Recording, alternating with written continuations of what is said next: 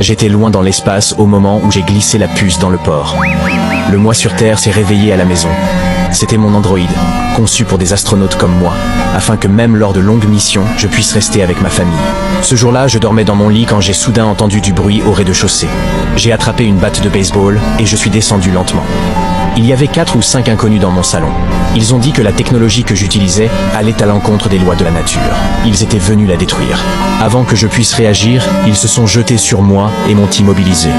L'un d'eux m'a ouvert le bras. Aucun sang n'est sorti, seulement du métal froid. Quelqu'un m'a frappé violemment à la tête. Je me suis réveillé instantanément de retour dans l'espace.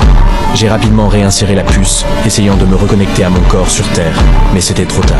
J'étais déjà attaché. Ma femme et mon enfant avaient été emmenés. Ils se demandaient si toute ma famille était composée d'androïdes. Puis ils ont agi. Ils ont pris la vie de ma femme, puis celle de mon enfant. Et enfin, ils ont détruit mon corps androïde. J'étais dans l'espace, à regarder tout se dérouler. La douleur était insupportable. La mission devait durer 6 ans. Nous n'en étions qu'à la 2e année. Je n'avais aucune idée de comment survivre au reste. Mon partenaire a appris ce qui s'était passé et a essayé de me réconforter. Mais je n'arrivais pas à avancer.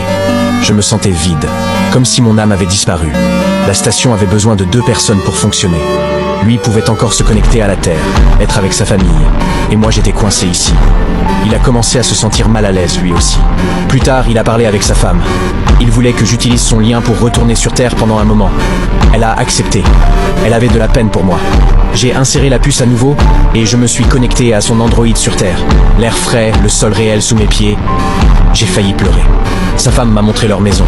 Elle m'a emmené marcher dans la forêt. La lumière du soleil filtrait à travers les arbres et j'ai pensé à ma propre perte. Les larmes ont coulé sans que je m'en rende compte. De retour à la station, je l'ai remercié sincèrement. Je lui ai dit que je me sentais mieux. Il n'y a pas vraiment prêté attention et s'est reconnecté à la Terre une nouvelle fois. Mais quand il est revenu, il m'a vu en train de dessiner quelque chose. C'était sa maison. Je lui ai dit que je l'avais dessinée de mémoire. Puis j'ai fait une demande à laquelle il ne se serait jamais attendu.